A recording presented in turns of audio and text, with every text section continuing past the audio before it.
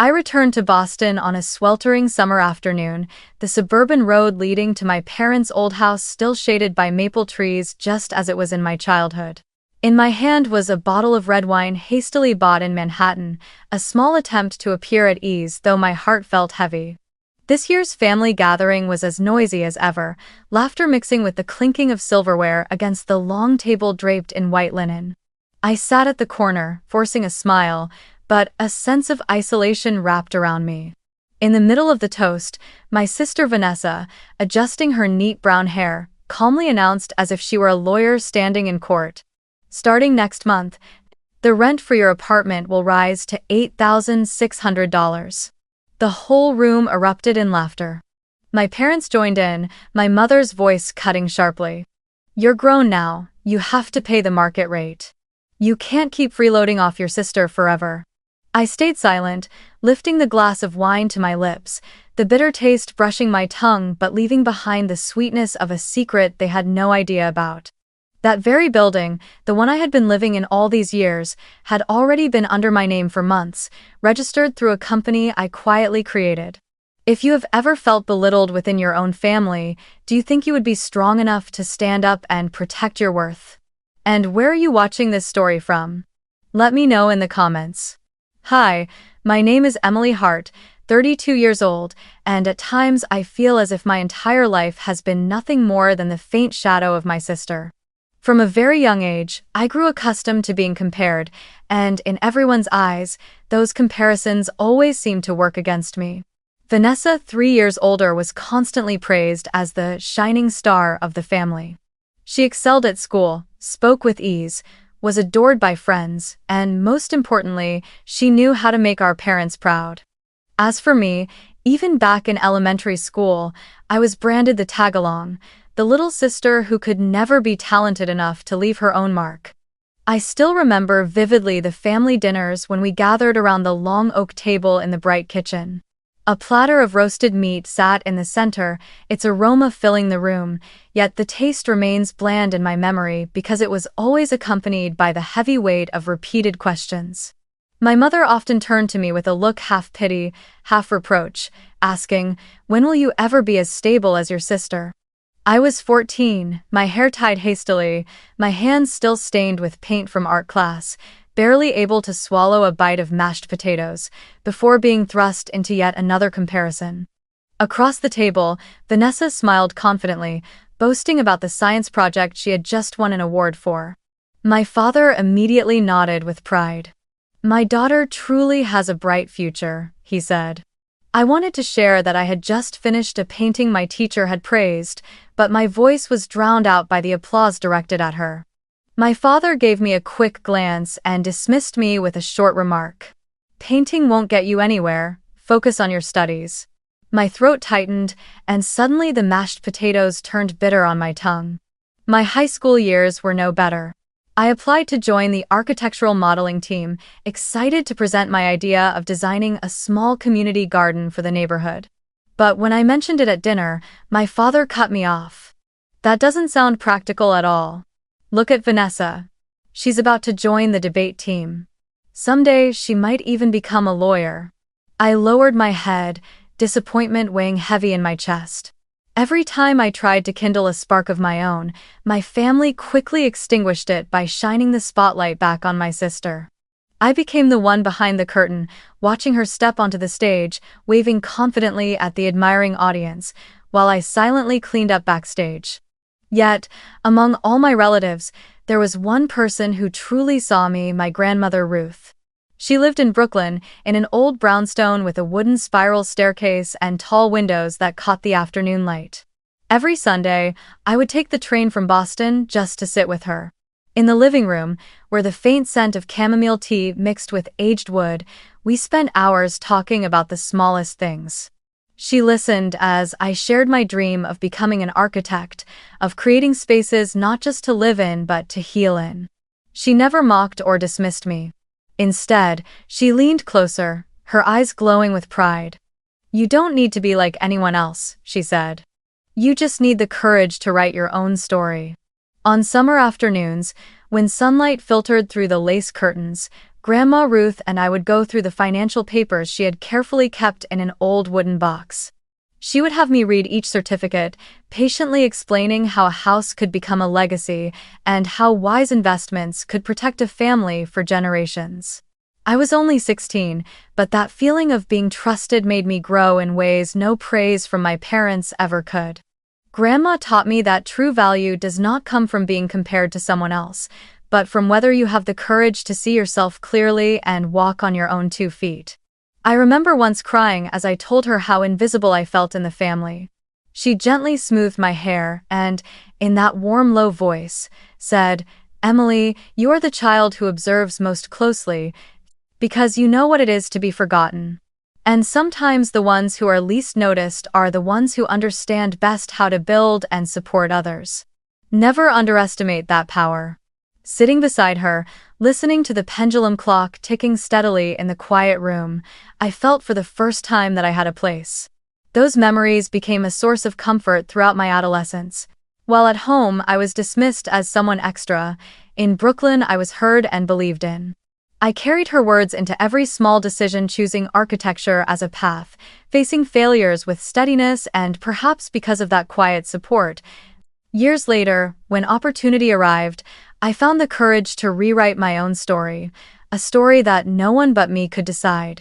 After my grandmother passed away, the brownstone in Brooklyn, the only place I had ever considered a true refuge, lost the warmth it once held. My parents quickly made arrangements to divide the estate, and the outcome was no surprise. Control of the property went straight to Vanessa. They said she was more practical, better at managing, and would ensure the family legacy wouldn't go to waste. Meanwhile, despite having a steady job in New York, I was dismissed as someone too irresponsible to be involved in serious matters. The day I signed a lease for a 2-bedroom apartment inside the very house where my grandmother had once nurtured my spirit, I felt as if I were walking into a tragedy already scripted. Vanessa set the rent at $2,400 a month. She called it a family discount, but I knew the truth. It was barely different from the market rate in Brooklyn, a neighborhood growing more expensive by the day. I forced myself to accept it, telling myself that at least I still had some part of my grandmother's presence close by. The apartment was on the 3rd floor, with windows facing a tree-lined street where morning light poured in, making the space feel larger. I arranged it neatly, set my drafting table by the window, and hung a few photographs my grandmother had cherished. To me, it was more than a place to live. It was an attempt to hold on to the last thread of connection with the one person who had always believed in me. But from the very first months, Vanessa's management turned living there into a string of tense days. She sent me reminder emails about paying rent on time, her words always rigid and condescending, as if I were some stranger renting her property. Once, just because my transfer was delayed by 2 days due to a bank error, she immediately cut off the hot water in my apartment. I had to shower in freezing water in the middle of winter, shivering inside the very room that had once been my grandmother's place of comfort. When I called her to ask why, she replied coldly, "You should learn to respect the contract. Family or not, the law is still the law."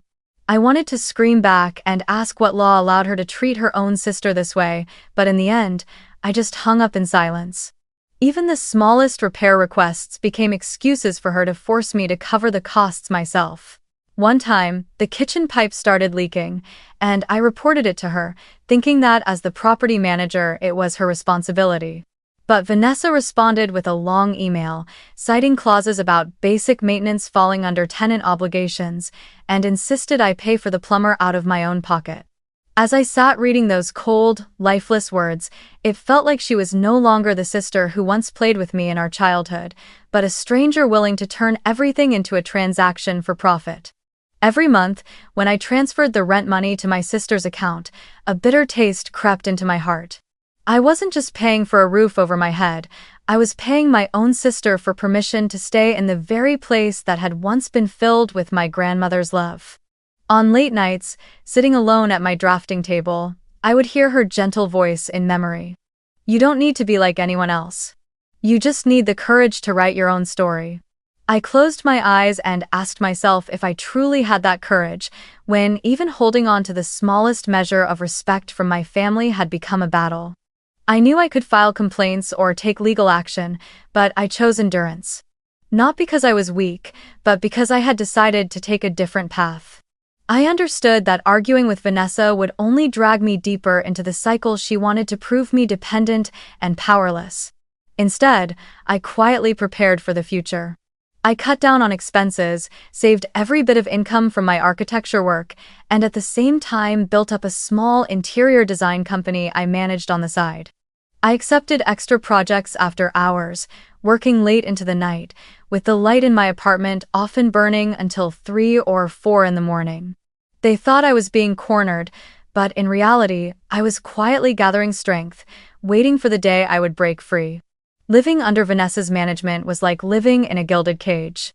On the surface, I had a stable apartment in Brooklyn, but inside, every day was marked by a constant sense of being controlled. She had a spare key, and more than once, while I was away on business trips, she entered the apartment without my consent under the excuse of checking the condition. I would return to find my belongings moved, the refrigerator opened, and my papers disturbed. I knew it was her way of sending a message. I was only a temporary guest in what she considered her territory. But there was something Vanessa didn't know. A secret only my grandmother Ruth and I shared. Before she passed away, on a drizzly afternoon in Brooklyn, she called me to sit beside her at the old wooden table in the living room. Slowly, she opened the familiar wooden box where she kept her important documents. This time, along with the usual folders, she placed a thick envelope in my hands. Inside was a savings book with a balance of nearly $280,000. She looked at me with eyes both stern and tender, her hands trembling slightly but her voice steady. "Emily, don't tell anyone about this, not even your parents. This is yours. Use it to create your freedom." I was nearly stunned, my heart pounding in my chest. For years, I had grown used to receiving less, to being excluded from important decisions, and now, for the first time, someone was giving me not just their trust, but a chance to step out from the shadow that had weighed on me for so long. In the days that followed, I lived with a mix of gratitude and a profound sense of responsibility. I didn't waste a single dollar. I continued working full-time as an architect in New York while also taking on small interior design projects to test my skills and build extra income. Each time I completed a job, whether it was renovating a modest apartment or designing a simple neighborhood cafe, I carefully transferred the profits into a separate account. Slowly, I learned how to make money grow instead of letting it sit idle in the bank. Part of it went into stocks of sustainable architecture firms, another portion into a friend's startup. I wasn't reckless, but I was no longer paralyzed by fear either. I knew my grandmother wanted me to stand on my own, and I treated every investment decision as a step in training myself. Over time, my interior design company grew from scattered small projects into a stable business. I hired a young associate fresh out of school but brimming with creativity. Together, we secured a contract to renovate a chain of local coffee shops, and that project brought not only a modest reputation in the industry but also enough savings for me to start thinking bigger. On the surface, I still played the role of the obedient tenant, dutifully sending rent money to Vanessa every month, but behind the scenes, I was steadily turning my grandmother's gift into the foundation of my independence. Then one day, an opportunity I had never imagined appeared.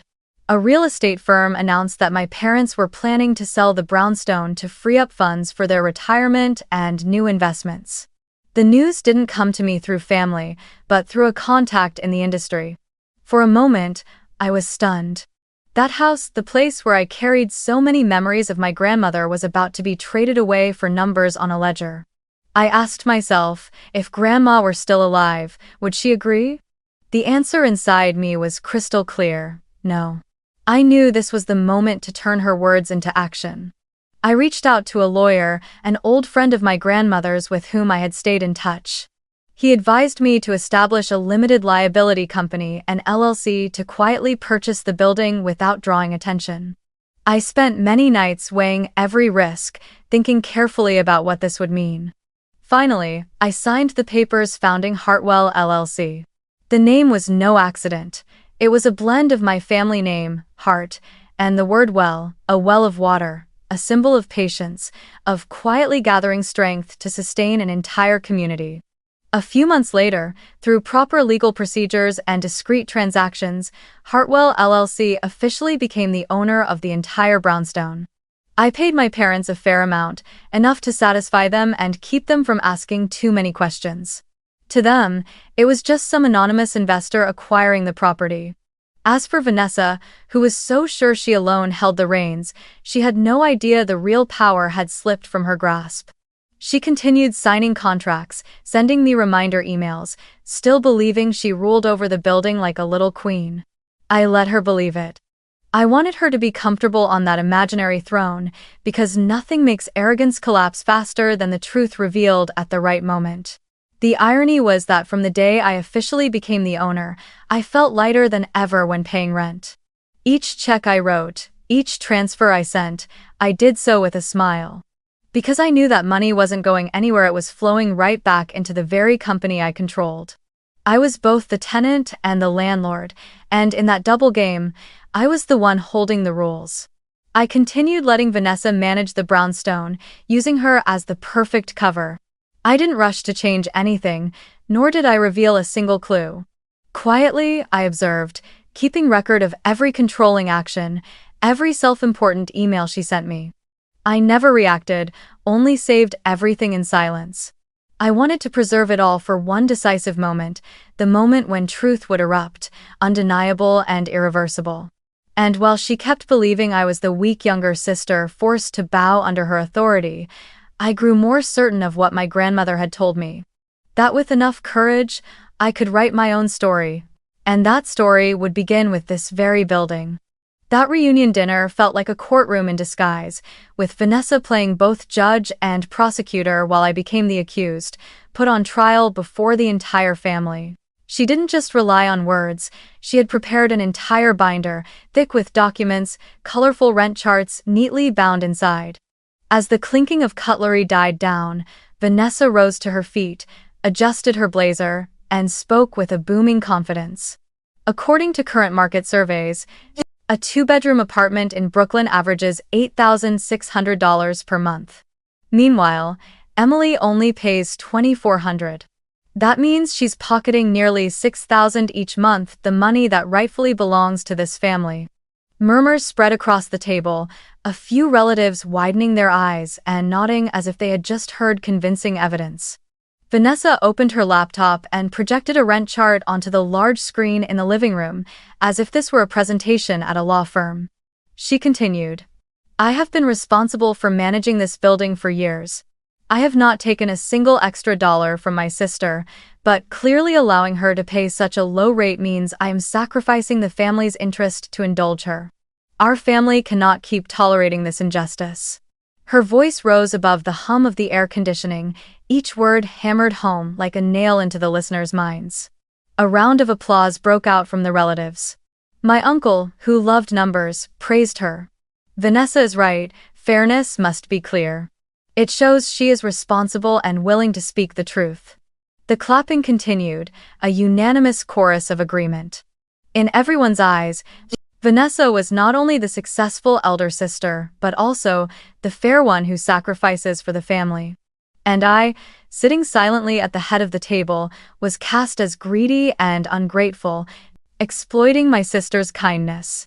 I scanned the room, searching for a sympathetic look, perhaps from Aunt Marianne, who had hugged me when I cried at 12, or from Cousin David, who once took me to a baseball game so I would not feel alone. But there was none. Everyone was silent or avoiding my gaze. They bent over their salad plates, slicing turkey with focused attention, as if their silence were a shield to protect themselves from trouble. In that moment, I recognized a bitter truth. No one wanted to take my side. No matter how hard I tried, in their eyes Vanessa remained the center, and I was only a shadow. Laughter erupted after Vanessa finished her speech, as if everyone had just watched a successful comedy performance. My mother leaned forward, her tone half joking, half serious. A grown daughter should know how to pay market prices. You can't keep freeloading off your sister forever. The table burst out laughing again, and within that noise, I could hear the pounding of my own heart, each beat sharp, painful, and cold. Yet not a single muscle moved on my face. I sat still, calmly lifting my wine glass to my lips as if nothing had touched me. From the handbag beneath the table, my phone buzzed softly. I glanced at the screen, a message from my lawyer, on the way. I drew a long breath, my fingers tightening slightly around the glass. The calm inside me wasn't born of resignation, but of certainty. I knew I held the trump card. All I had to do was wait for the right moment, and the game would flip entirely. Vanessa kept talking endlessly, presenting charts as though delivering her final prosecution. She ended by sliding a stack of contracts across the table toward me, her face triumphant, the diamond ring on her finger tapping against the table edge like a drumbeat of command. "Sign it, Emily," she said, her voice sharp and cold, not the advice of an older sister, but the order of a judge. "Sign it in front of everyone to prove you're no longer freeloading." The room fell silent. Only the low hum of the air conditioner remained, and dozens of expectant eyes bore into me. My parents stared at me with disappointment, as though I had dragged this farce on for far too long. I picked up the pen and lowered the tip to the page. The air seemed to freeze, relatives holding their breath in anticipation. Vanessa leaned toward me, her lips curling into an early smile of victory. But instead of signing, I lifted my head, looked straight into her eyes, and said, my voice calm yet resolute, "No." The faint clink of the metal pen dropping onto the table sounded like an explosion. The entire room fell silent. I could feel every stunned gaze, every breath caught in shock. An aunt blurted out, "What?" while my uncle coughed abruptly, startled. Vanessa froze for a moment, then her face flushed red with rage. She slammed her hand against the table, making the glasses rattle and ring. "You don't have the right to refuse. This is family property, and I am the manager. You must obey." I did not flinch, did not tremble. I only tilted my head slightly, my voice steady and measured as if I were presenting at an architecture conference. "It's you who has no right." A wave of murmurs swept through the table. Relatives began whispering, some glancing around in confusion. My father frowned, his tone hard and clipped. "Emily, stop arguing here. Sign it, don't embarrass the family." My mother folded her arms, her gaze icy and unyielding. But I did not waver. At that tense moment, the doorbell rang. The sharp sound echoed through the house, freezing everyone in place. I set the pen down on the table, calmly stood, and walked toward the door.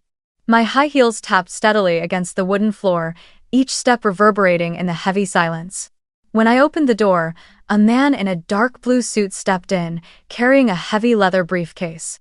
It was Mr. Bennett, my lawyer. He nodded to me first, then turned to face the family with the polite yet piercing gaze of someone well-versed in courtroom battles.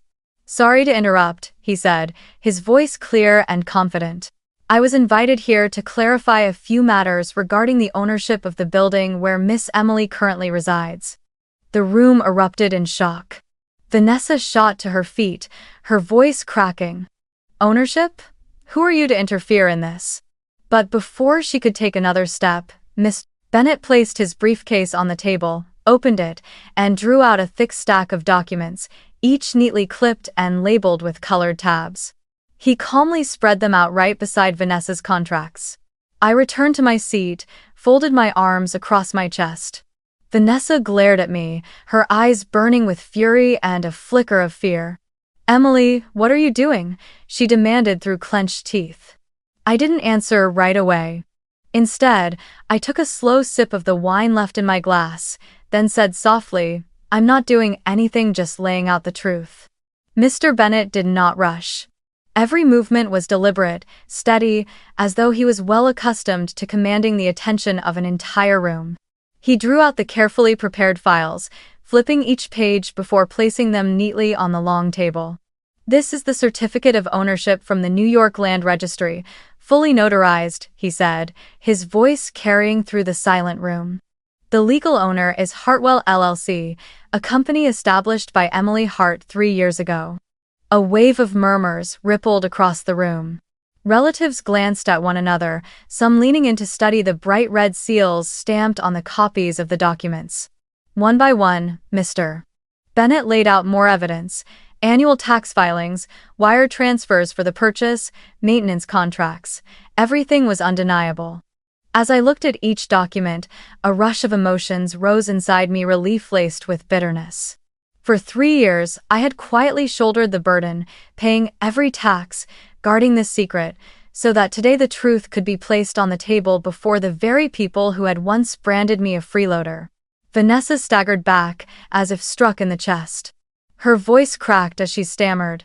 "No, this can't be. I manage this building. I've handled everything all these years." Her eyes darted desperately around the room, seeking solidarity from our parents, from the relatives, but all she met were uneasy, doubtful stares. I tilted my head, my voice calm but each word dropping like a stone. "Yes, you manage it. But have you ever asked yourself, who are you managing it for?" The question cut through the air. Every whisper died at once, as if the entire room had frozen solid. Vanessa stood rooted to the spot, her lips moving but no words coming out. My father slumped back in his chair, his hand trembling as he held a glass of water he couldn't bring himself to drink. My mother's face had gone pale, her eyes fixed on the seals stamped across the documents, as if staring hard enough might make them vanish. Mr. Bennett continued, his tone objective, professional. "To clarify, every property tax for the past 3 years has been paid by Hartwell LLC. All major maintenance expenses from electrical systems and plumbing to fire insurance have been fully covered by the company. What Miss Vanessa refers to as sacrifice is, in fact, merely management work the company allowed her to carry out as a temporary representative." A few relatives gasped audibly, too shocked to contain themselves. I saw Aunt Marianne raise a hand to her mouth, her eyes wide with disbelief. Uncle David leaned back in his chair, shaking his head and muttering, "My God, all this time." Vanessa's voice broke into a furious scream. "You deceived everyone. What game are you playing, Emily? Did you do this just to humiliate me?" I turned to her, meeting her eyes directly without the avoidance that had defined my childhood. "No, Vanessa. I didn't deceive anyone. I simply stayed silent and did what needed to be done. The one who deceived others is you by painting yourself as a martyr while living in an illusion of power that only existed because someone allowed it." The murmurs rose again, but this time they carried no support. Instead, they were filled with doubt and quiet reproach. "So that's how it is. Unbelievable. Poor Emily." The air in the room shifted, like a sudden change in the wind's direction. My father finally spoke, his voice rough and uncertain. "Emily, when did you buy this building?" I looked him squarely in the eyes, refusing to turn away. 3 years ago, I used the money Grandma left me, along with what I earned myself. I paid full market price, and every document is legitimate." He lowered his head, his hand trembling as it rested on his knee, saying nothing more. My mother sat in silence, her eyes glistening not from sympathy for me, but from the shame the truth now forced her to confront. Vanessa still tried to shout, "No, I don't believe it, you couldn't possibly have done this." But her voice weakened, as if the evidence spread across the table had already stolen the breath from her lungs. I leaned back in my chair, calm as I delivered the final words. "You can still manage, if you choose to do the job properly, but the truth is, the power was never yours to begin with." The room grew heavy with silence. All those who had applauded Vanessa moments earlier now avoided her gaze. The truth, laid bare, needed no further words from me. I simply sat there, calm and steady, letting the silence speak for itself. And in my heart, I heard my grandmother's voice echo, "Have the courage to write your own story." Today, that story had turned to an entirely new chapter. After that family gathering, with every document laid out in the open, I knew I could never allow things to return to the way they were. I went back to Brooklyn and stepped into the brownstone my grandmother had cherished this time, for the first time, as its rightful and public owner. I walked through the familiar hallway, past walls stained with old watermarks, up the creaking wooden stairs that groaned under every footstep. Each mark reminded me how, for years, this house had been neglected under careless management. And now, it was my turn to write a new story for it. I called a reputable maintenance company in New York and asked them to inspect the entire building, the electrical wiring, plumbing, heating, and even the roof that had leaked through countless rainy seasons. The workers arrived carrying toolboxes and measuring equipment. They climbed onto the roof, shone flashlights into the old pipes, and replaced worn-out switches. I stood in the middle of the living room, listening to the hammering and drilling, a strange excitement rising in my chest. This was more than just repairing a building, it was the act of claiming ownership, of proving to myself that I was strong enough to protect my grandmother's legacy and transform it into a new source of life. Alongside the maintenance, I contacted an interior design company, the very small firm I had been building for years. I wanted to take this chance to bring my own ideas into the space, more natural light, environmentally friendly materials, and small bursts of greenery on the balconies. I wanted the brownstone to be more than just a residence. I wanted it to breathe renewal, just like the journey I was living through myself.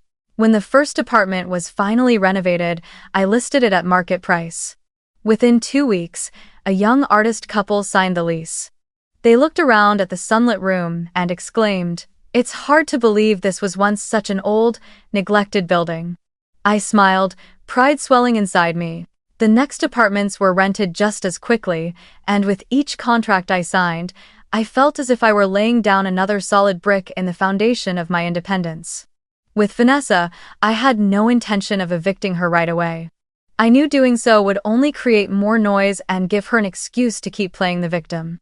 Instead, I sent her a new lease, this time under my name as the owner. The rent was no longer a so-called family discount, but the full market rate, just like every other tenant. When she received the contract, Vanessa called me, her voice shaking with anger. "Who do you think you are, sending me this?" I answered calmly, "The landlord. And you have 2 choices, sign or find somewhere else." There was a long silence on the other end before the line abruptly went dead. In the weeks that followed, I saw less of Vanessa. She avoided me in the hallways and stopped sending the overbearing emails she once did. I knew she was scrambling to figure out her next move, but this time the power was no longer in her hands. And I no longer felt that old fear whenever a message from her appeared, because every word, every demand, now echoed hollow and powerless. The strange thing was that throughout this process, I didn't feel the triumph I once imagined. There was no moment when I wanted to stand above her and laugh at my victory. Instead, what I felt was relief. Relief that I no longer had to live in an apartment where every dollar I paid was laced with bitterness. Relief that, for the first time, I could decide for myself what happened in my own space, from how to hang a picture to signing leases with new tenants. Relief that, at last, my grandmother's words had come true. I had found the courage to write my own story. At night, standing by the window of my apartment and looking down at the street glowing under the yellow lights, I saw streams of people passing by, strangers' faces, yet all full of life. I thought about how this house would soon welcome new residents, people unconnected to the old wounds but who would help form a new community.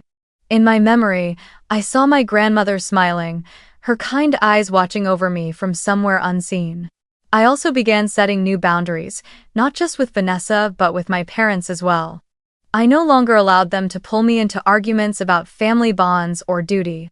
I told them directly, I will not let anyone belittle me again. I still respect family, but my boundary is fairness. My parents stayed silent, neither opposing nor acknowledging me. But for me, that no longer mattered. I had long since grown used to living without their praise. What I needed was peace within myself, and for the first time, I found it right here under this roof. In the days that followed, as the sounds of drills and hammers gave way to the quiet of a house being renewed, I walked down the freshly painted hallway and breathed in deeply the scent of wood and new paint. I felt as though my own spirit had been repainted brighter, fresher. No more shadows of comparison, no more weight of mocking words. What remained was only me, Emily, a free woman, building a life of her own choosing. In the first weeks after the new lease was sent, Vanessa kept an unusual silence. I almost thought she might quietly move out, but one evening, just as I returned from the office, my phone rang. Her name lit up the screen, one I knew too well. I hesitated for a moment, then answered. Vanessa's voice was no longer sharp and commanding but subdued, tinged with pleading. Emily, I know you're angry, but we're still sisters. Can you lower the rent for me? Just by half. You can afford it. Think of it as keeping our bond. I froze for a moment, listening to her repeat the words, we're sisters. But in every syllable I didn't feel connection, only an excuse to continue taking advantage. I drew a deep breath and replied firmly. No. This isn't about affection, this is about boundaries. I won't diminish my own worth just to make you comfortable. No. There was silence on the other end for a few seconds, then it shifted into her familiar tone of irritation. You're so selfish, Emily, you've changed. You weren't like this before. I gave a bitter smile. No, Vanessa, I just stopped letting you write my story for me. I hung up before she could say another word. A week later, Vanessa officially refused to sign the lease. She packed her things and left in anger, not even bothering to say goodbye to anyone in the building. I stood by the window, watching the moving truck carry her belongings away from the street. My heart felt both relieved and faintly sorrowful. Relieved, because at last there would be no more condescending emails, no more heavy footsteps in the hallway that made me hold my breath. But sorrowful, because the bond of sisterhood, distorted as it was, had now ended in this way. I thought things would settle down, but soon after, my parents began calling me. My father's voice was heavy, laced with fury. You destroyed family ties over money. Do you know how much your sister is suffering? You're so heartless, Emily. My mother added, even strangers know how to care for one another, and yet you can't even care for your own sister. Living this rigidly, how can you ever be happy? I listened without interrupting, but a storm of emotions churned inside me. In the past, words like these would have been enough to keep me crying through the night, convinced I was the unfilial daughter, the one who ruined harmony. But this time was different. I sat upright, my voice calm. If you think love can be measured by rent money, then maybe that love never truly existed. The conversation fell into silence. I heard a sigh, then the click of the line being hung up. I knew that from now on the distance between my parents and me would only grow wider. Yet, strangely, I did not collapse as I once would have.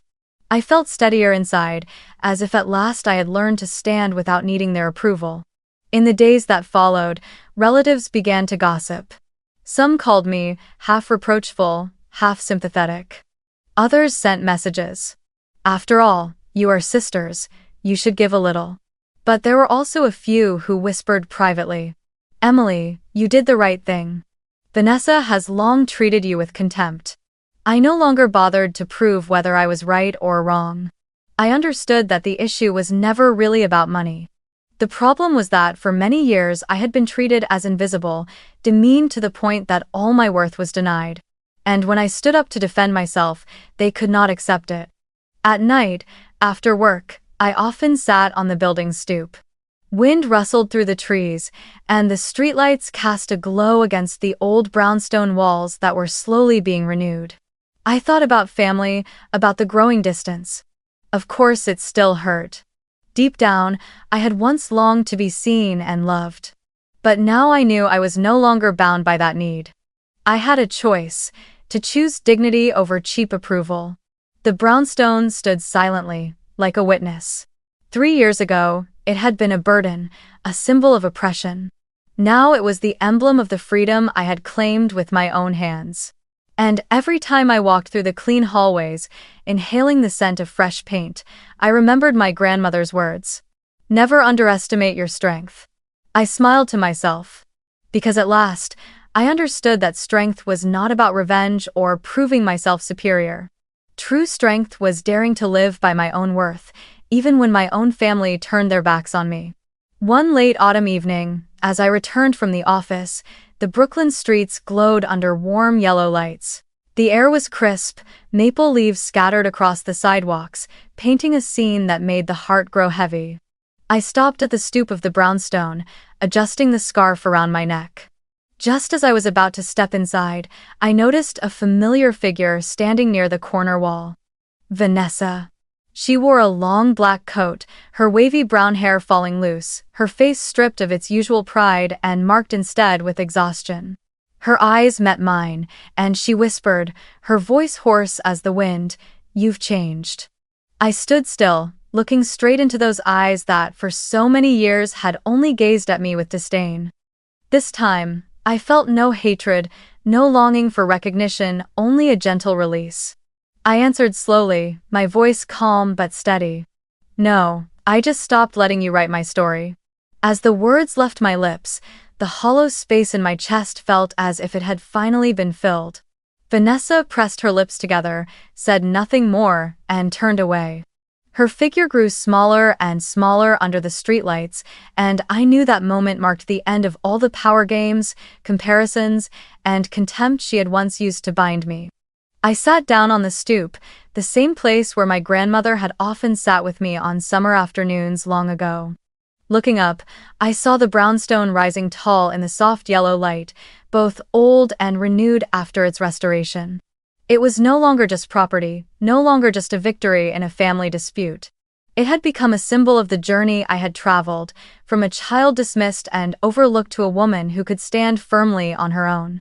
I smiled faintly, whispering to myself, the real victory was never about defeating her, but about conquering the fear of being dismissed that had haunted me for so many years. In the days that followed, my life gradually moved into a new chapter. In the mornings, I worked at the architecture office. In the afternoons, I stopped by the brownstone to check on renovations and chat with the new tenants. A young couple had just placed pots of lavender on their balcony, and children's laughter from a neighbor echoed through the hallway. Watching that scene warmed my heart. This was exactly what my grandmother had wanted, a home not only for shelter, but for nurturing life and connection. From time to time, my parents still called to scold me, repeating the same line that I had put money above family. But now I only listened, without harsh replies, and without the sharp pain I once felt. I understood that I could never change how they saw me. And the truth was, I no longer needed their approval. I had learned to set boundaries so that they could no longer define my worth. I began devoting more time to myself.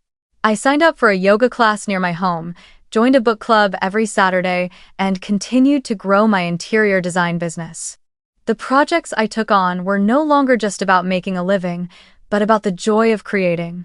I realized that once I stopped being haunted by constant comparisons, my energy became clearer, lighter. I was creating spaces for myself and for others built on sincerity, not on forced efforts to please anyone. Once, I was invited to give a talk at my old architecture school. In front of dozens of young students, I shared my journey. I told them about the times I was belittled, about living like a tenant in the very place tied to my childhood, and about how I eventually rewrote my own story. When I finished, I said, true worth doesn't come from someone else's recognition. It comes from daring to define yourself, from standing tall even when the whole world turns away. The hall went silent for a few seconds, then erupted into thunderous applause. In that moment, I heard my grandmother's voice echoing from memory. "You've done it, Emily." On another evening, I sat alone on the stoop of the brownstone, watching the city lights shimmer against the rain-slicked street. A cold wind swept by, yet inside me there was an unfamiliar peace. I closed my eyes, recalling every step of the path, the suffocating family dinners, the nights without hot water, the countless times I swallowed tears instead of speaking back. All of it had led me here, to this moment, where I sat not as someone defined by others' gaze, but as a person free to define herself. I know the road ahead will still hold many challenges, and old wounds will not disappear overnight. But now, I carry them as part of the memory that shaped me, no longer as a burden. I see clearly that true worth does not come from the recognition of a toxic family, but from daring to write your own story. And my story has finally broken free from the pages others once tried to force me into. That night, as I stepped inside my home, the soft golden light filled the living room. I smiled to myself. I didn't need to defeat anyone, I only needed to be myself. And for me, that was the greatest victory of all. To everyone watching this video, if you have ever felt hurt or lost trust within your own family, please remember you are not alone. Life may take away recognition from those closest to you, but it can never take away the true worth that lies within you. Every step you take forward, every choice you make with confidence, is proof that you are stronger than what the past once told you. Believe that you deserve a life that is fair, kind, and whole, and that you have the power to write a new story for yourself. Thank you for listening. See you next stories.